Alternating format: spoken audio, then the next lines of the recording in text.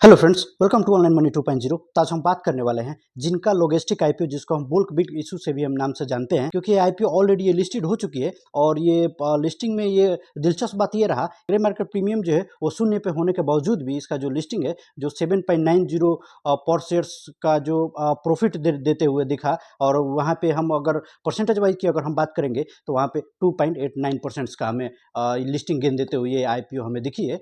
और वही बात करेंगे इशू प्राइस की, जो 273 पे हमने बाई किया था, और वही लिस्टिंग गेन पे हमें 280.90 पे हमें यहाँ पे लिस्टिंग होते हुए दिखा है। तो एक अच्छी खबर है इस इनके लिए जिसको ये अलॉटमेंट, जिन भाइयों को ये अलॉटमेंट मिला है। क्योंकि अगर हम आज मार्केट प्राइस की अगर हम बात करेंगे तो जो निफ्टी हमारा है, निफ्टी 50, अगर वो देखेंगे तो वो आज कमाल का निफ्टी 50 रहा और 177.50 का उसमें उछाल देखने को मिला और 23,527 पे स्टार्ट हुआ है। अगर बात करेंगे हम इसमें निफ्टी 50 का, वही बैंक निफ्टी की अगर हम बात करेंगे 364 अंक उछाल के साथ इसमें हम देखेंगे तो 50,737 पे ये मार्केट से आज ये ओपन हुआ था। वही सेंसेक्स की अगर हम बात करेंगे तो 566 अंक उछाल के साथ ये 77,722 पे आज ये शुरुआत हुआ। तो आज बहुत दिनों के बाद जो आज ये जो मार्केट से शेयर मार्केट में हमें गर्माहट देखने को मिला और ये काफ़ी तेज़ी मार्केट्स में आज देखने को मिला है। तो आशा करते हैं कि बाद में भी ये मार्केट से बना रहेगा।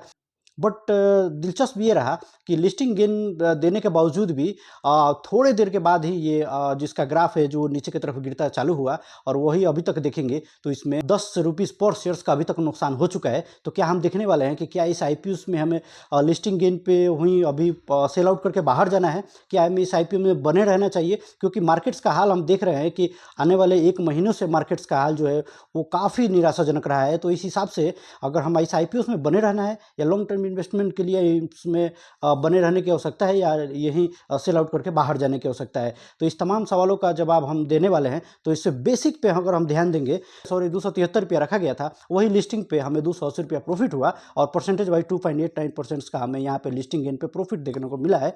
वही से आईपीओ का एक लॉट्स के लिए हम अगर बात करें तो इसमें 13,986 रुपया एक लॉट्स के लिए हमें पे करना था। वही 54 शेयर्स हमें मिल गया था इसमें एक लॉट्स के अंदर, और प्राइस भी 273 में रखा गया था। इशू साइज जैसे कि हमें मालूम है कि 1114.72 करोड़ का ये रहा था और उसमें आधे जो फ्रेश रहा था हमें जैसे कि मालूम है। तो 550 करोड़ देखेंगे तो उसमें फ्रेश रहा था और वही 564 करोड़ देखेंगे तो अपर परसेल्स के लिए रहा था। तो यहाँ पे कैश ये लगाया जा रहा था कि ये आईपीओ माइनस में लिस्टिंग होने का आसार ज़्यादा था। क्योंकि अगर हम बात करें जो ग्रे मार्केट प्रीमियम है, जहाँ तक आप इस देख पा रहे हैं ये डेस्कटॉप पे, तो ग्रे मार्केट प्रीमियम जो है वो लगातार शून्य पे बना हुआ था और उसमें कोई हमें हलचल, कोई हमें एक्टिविटी देखने को वहाँ पे नहीं मिला था।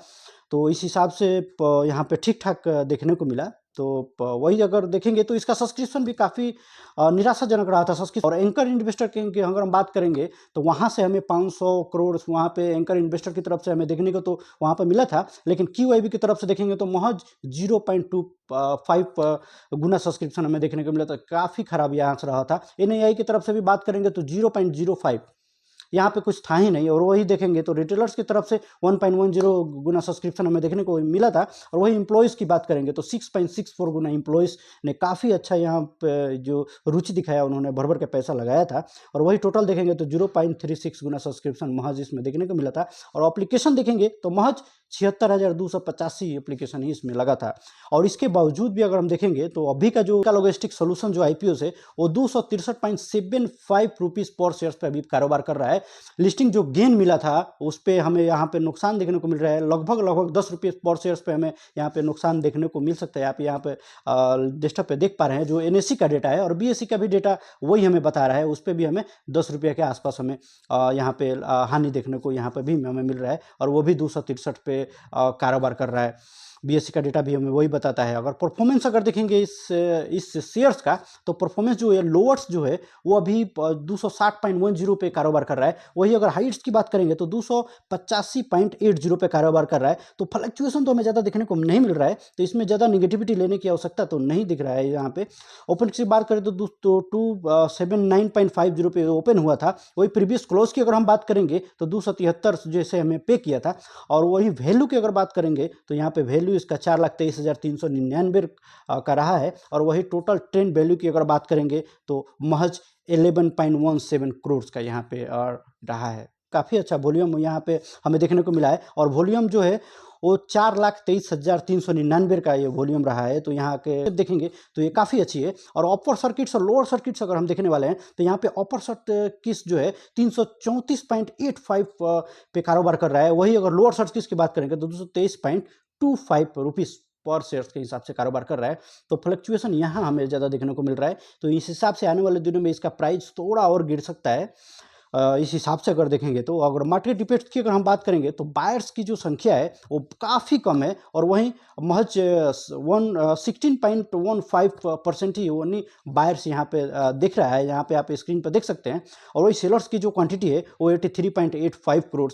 पता नहीं क्यों सेलर्स को और इन्वेस्टर को मतलब इस एक हिसाब से देखें तो शेयर मार्केट से और IPO से जो देखेंगे तो एक भरोसा उठते जा रहा है, और सबको ये आभास होने लगा है कि यहाँ से जल्दी निकल जाना ही अच्छा होगा। क्योंकि हाल फिलहाल में दीपक बिल्डर्स का IPOs भी हमें देख चुके हैं कि लगातार गिरते आ रहे हैं। अब तक उसमें हमें जो है वो वहाँ से प्राइस हमें गिरते हुए दिखाई दे रहा है। ग्रे मार्केट प्रीमियम अभी भी देखेंगे तो शून्य पे कारोबार कर रहा है। 12 तारीख से लेके और 22 तारीख तक 10 दिनों में उसमें कुछ भी इजाफा हमें देखने को नहीं मिला। जैसे आप स्क्रीन पर आप यहाँ पे देख सकते हैं, कुछ भी वहाँ पर इजाफा हमें देखने को नहीं मिला है। तो इस हिसाब से भी देखेंगे तो यहाँ पे काफ़ी निराशाजनक रहा है। और अगर बात करें पर शेयर्स पे, सॉरी अभी जो शेयर्स का जो प्राइस चल रहा है वो हिसाब से देखेंगे तो एक शेयर्स पे हमें 10 रुपये का नुकसान यहाँ पे देखने को मिल रहा है। और वही अगर हम लॉट साइज़ की बात करें, अगर हम पूरे के पूरे लॉट्स अगर सेल करना चाहते हैं तो उसमें हमें 540 रुपये का नुकसान हमें झेलना पड़ेगा, ब्रोकर चार्जेस को हटा दे तो इस हिसाब से अगर हम बात करने वाले हैं कि क्या इस IPO में हमें बने रहना चाहिए या हमें अभी सेल करके आउट होकर बाहर जाना चाहिए, क्योंकि हमने निवेश तो ऑलरेडी कर चुका है और निवेश ऑलरेडी इसमें आ चुका है, तो हमें क्या बाहर जाना सही रहेगा।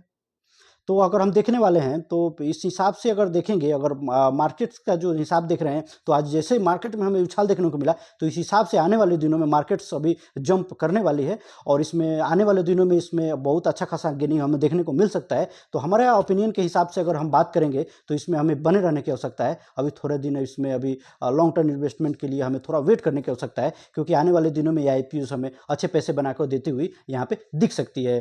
तो ये मेरा पर्सनल ओपिनियन था। बाकी आपको अपने एनालिसिस के हिसाब से इसमें पैसा इन्वेस्ट करना है और लॉन्ग टर्म तक यहाँ पे बने रहने की आवश्यकता है।